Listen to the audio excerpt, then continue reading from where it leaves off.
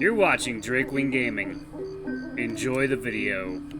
Hey guys and gals, Nary here from Drakewing Gaming, and 70 on Twitter, the Gaming Drag. Today I'm coming back at you another Let's Play episode of Home Zomewhere Else. So yeah, let's go ahead and jump right back into it, shall we? Alarm chain, you are up, and let's go. Alright. Chad, help me! Oh, sorry, I want to make sure I won't miss another call from you. You shove your phone back into your pocket and grab the boxes from Jenny, who takes a deep breath as she's finally relieved of the burden. Somehow these are even heavier than the ones from yesterday. How were you able to carry these? Come on, they're not that heavy. Why were you asking for help then? Anyways, what are we waiting for? Let's get going. You make your way towards the entrance. Jenny stands in front of the doorway, fiddling with her keys. The rabbit seems to take her sweet time as she looks through the 3 keys she has on her chain. You stand there confused as to what's taking so long, remaining silent as you hold the massive packages as best you can. The rabbit looks towards you, expecting some kind of annoyed remark from you while she fumbles with her keys.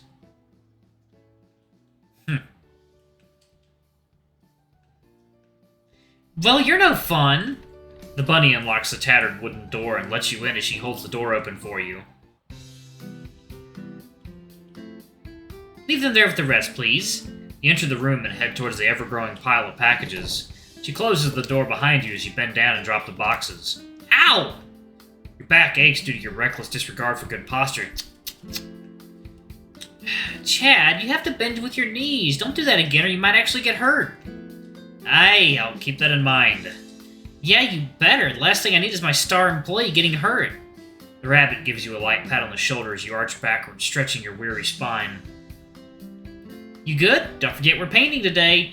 We've got to get the whole place looking sharp. Are we seriously gonna paint the whole place today?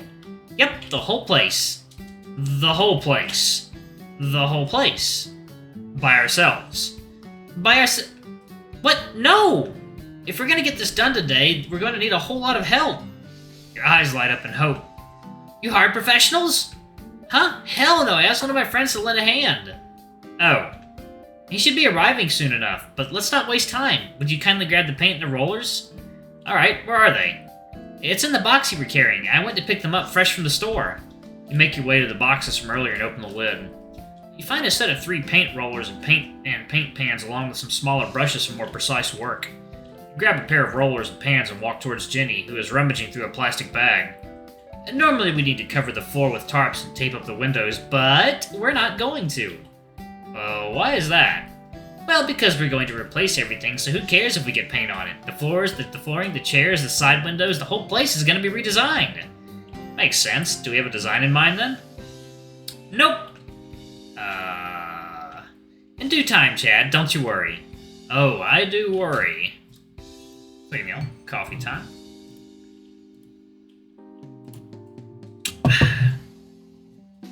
Shall we? Sure, let's get to it. Go ahead and open a paint bucket while I get these suits ready. Please pour some in a container for the both of us. Grab a screwdriver and crack open the aluminum can. The latex smell makes your nose twitch uncontrollably. You pour paint into one of the rolling pans and bring it over to the rabbit, who is holding up 2 pieces of cloth. First, we've got to put down some layers of this white paint. It'll prime the walls when we paint over it. That's what the guy at the store told me, at least. I'll start back there and you paint the entrance walls. Oh, put this on them, by the way.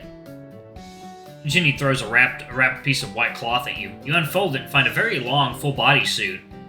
What on earth is this?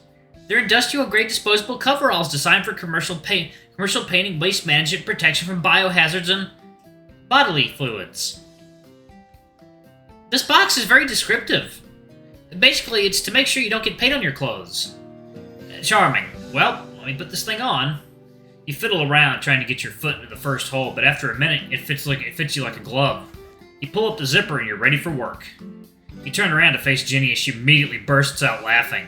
What is it? You look like a microwave marshmallow with a face! Jenny quickly puts on her coveralls as well.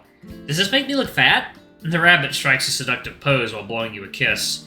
You can't help but laugh as well. What's so funny? It's your second day on the job and you're already looking to get fired, huh? You look gorgeous. I know. With the fun and games out of the way, it's time to go hard on the paint. Jenny grabs her roller and paint pan and walks to the back of the cafe. You grab the second pan and pour some paint for yourself. The bucket grows empty as your tray fills up. You grab your gear and make your way to the front. You set up a stepladder to reach the top of the wall. With the rolling pan by your feet, you begin painting the worn-out wood. It takes a few seconds for Jenny to turn on the music on her phone, but soon the sound of her wireless speakers fill the room. She's too far away to talk to, so the music is a welcome addition to what could have been a quiet affair. You make your way up and down the wall, making sure to not get to the paint on the front windows. The side windows are fair game, but the entrance ones are too nice to mess up. It was good music. Soon enough, you're done with your first part of the wall. You go on to the next section, starting from the top and making your way to the floor. This next part is one of the longer sides of the room. Your legs grow tired as you climb the ladder every few minutes. A couple hours pass by as the paint grows thinner and thinner in your rolling pan. But by some miracle or skill, you manage to finish up the long wall. Hell, another half done! You turn around and walk to Jenny's work area. She seems to be done painting the entire back of the cafe. Hey, Jenny, I'm finished with the front side. Sadly, we're running low on paint. Yeah, coffee time.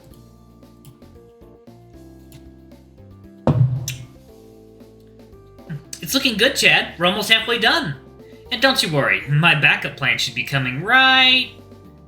Knock, knock, knock. You can hear someone knocking from the front door. Can you open the door, please? Sure, 1 second. You make your way to the entrance, pleasantly content with the progress the two of you have made. With the extra help, this seemingly impossible task seems to be a lot more viable. Knock, knock, knock. You grab the doorknob and pull it open, excited to welcome the third member of the crew. Oh my god, who could have fucking guessed? Yep, that's exactly who I thought was gonna walk through the front door. Good morning? Your smile dies in an instant. An unfortunately familiar face stands before you, holding 2 large buckets of paint. Don't tell me. Heyo, Fred! Come on in! You hold the door in motion for him to enter the cafe. The tall man sheepishly obeys. Thank you. As the man walks past you, a disarmingly sweet perfume brushes against your nose, a welcome aroma juxtaposed to the paint's harsh stench. You know this scent. It's from when you guys first met years ago. Ginny, I got the paint you asked for. Why, thank you, and just in time. We just finished painting both sides and ran out of paint for the rest. Ginny fumbles to remove her coverall, nearly tripping before regaining her balance. With the suit finally off, she skips towards the tall man. Come here, boy! The rabbit gives Fred a firm hug, followed by a kiss on the cheek. You, know each other? Huh? Oh yeah, we've been close for almost 9 years. What are the odds? Fred was the first person to talk to me in school when I first moved in here. He's been a great friend ever since. Oh, friends are good. Yep, he offered to help me set up the cafe, so he'll be with us from now on. So I'll have to deal with him every day. Sheesh. Ginny walks to the bar and places her coveralls on top of it. She presses a button on the speaker, and soon the once lively room becomes silent. That being said, it's almost lunchtime, so I'll grab us some food. I'll stop painting while I'm out. I'm trusting you with the place, Chad. Wait, what if I'll be back in a bit. See you guys later. And just like that, Ginny walks out of the cafe, leaving you and Fred alone. You stand there silently, Fred doing his best to avoid eye contact with you. So, not a word. Fred doesn't even seem surprised as he looks down in shame. Go put on that coverall and paint that wall over there. Please. Fred silently obeys. The German Shepherd makes his way to the plastic bags on the counter, seemingly conscious of every step he takes around you. He reaches in and grabs a white suit, sliding his arms and legs in with almost unnerving silence. Once he has his attire, he kneels down and cracks open a paint bucket, pouring some into your empty rolling pan. Is that good? Fred stays there kneeling, awaiting a response. Yes, thank you. Second meal. Water time. Alright, my lovelies, and we are back. Let's go ahead and jump right back in, shall we? Okay. Alright. The man pours paint to Jenny's pan as well. Feel yourself losing focus of what's happening around you. Your eyes seem to focus on Fred and all his features as the man remains on his knees. The white cloth seems to sculpt the man's wide shoulders and strong back. Your eyes travel down to his flowing brown and gold tail, arching above the withered floor.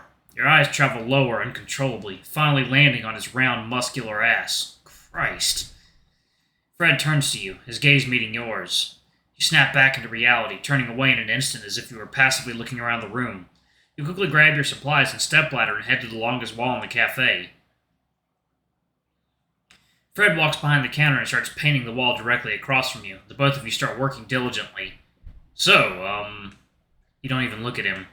I know you told me not to say anything, but it'll be short. I'm really sorry I got riled up and grabbed you the other day. It was so much for me to handle in such a short amount of time, and I allowed my feelings to take over. I'm sorry, Chad. You keep painting silently. The lack of music makes his words crystal clear to you. Something wants you to accept his sincerity, but you just can't. Probably because you're so hard-headed. And I'm also glad you're here again. The man's voice cracks like glass being stepped on. You can't help but look towards him.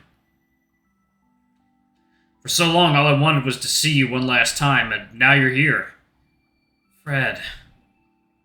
Fred's breathing grows shaky. He wipes his eye with the back of his hand, unaware of your gaze. A disheartening silence consumes the room. The only things you can hear are his breathing and the ladder underneath you. The minutes crawl as you both continue to paint. The deafening quiet is broken by the front door swinging open. Hey guys, lunch is here. I bought us some burritos. The bunny skips to the bar counter, placing the bag on it before opening up the brown package. Come take a break and grab some food. Sure. Alrighty. I need to wash my hands though. I'll be right back. While Jenny's gone, you put your paint roller down onto the rolling pin near you, while Fred goes to the corner to leave his. Then you both proceed to remove your coveralls. You sit at the bar using the chair closest to you. Okay, I'm ready. Fred heads to the front side of the counter and to sit next to you. Jenny sits behind the bar as if she was about to serve you both drinks. You come here often? Not often enough. So what do you got for us? For you, Chad, I got you beans with cheese and hot spicy sauce. Jenny hands you the hefty package wrapped in aluminum foil. It's still pretty hot despite the journey. And for you, Fred, soy meat with garlic sauce. Fred receives the wrapped burrito with a confused look on his face. Wait, Chad doesn't really like beans. He can have mine instead. Huh, I didn't even remember such a small detail. You turn to see Fred offering you his unopened burrito. His visage is friendly despite the awkwardness of earlier. You turn back to Jenny to take a massive bite out of hers, happily chewing on it. A part of you is hoping you could trade with her instead. Oh, thank you. The two of you trade burritos, his finger catching yours in exchange. It only lasts a second, but your heart races a little. You turn away and unfurl the burrito from its shiny cage, the sweet, savory scent of garlic and soy meat making you drool. You sink your teeth into the soft tortilla while Fred begins to eat with the rest of you. So, do you like it? Your ear twitches at the man's question.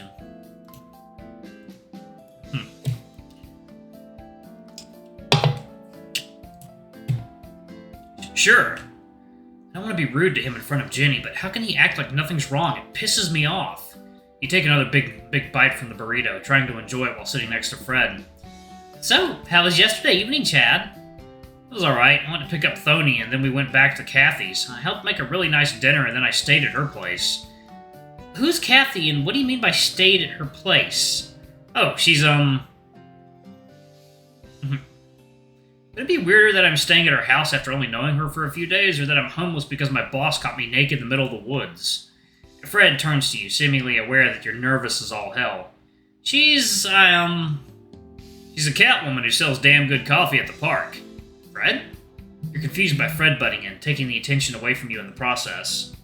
Oh, really? She sells coffee? How are they? They're absolutely delicious. Easily the best I've ever had. I always try and grab a cup when she's selling them since she doesn't have a set schedule. Yeah, they're amazing. I've never been much of a coffee fan, but now I'm in love. You join Fred in praising Kathy's signature cafe, thankful to have Jenny's focus elsewhere. The best you've ever had? That's a pretty high bar to pass considering you're kind of a coffee snob, Fred.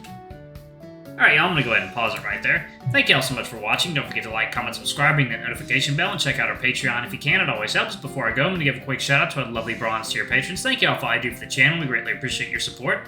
Thank you to our silver tier patron, Cade Silvermoon. Thank you for going a bit above and beyond. It's greatly appreciated. Anyway, if y'all want to get your names in the credits, get access to all of our not safe for work content as little as $5. Alrighty, I love you all, and I'll see y'all in the next video. Bye-bye!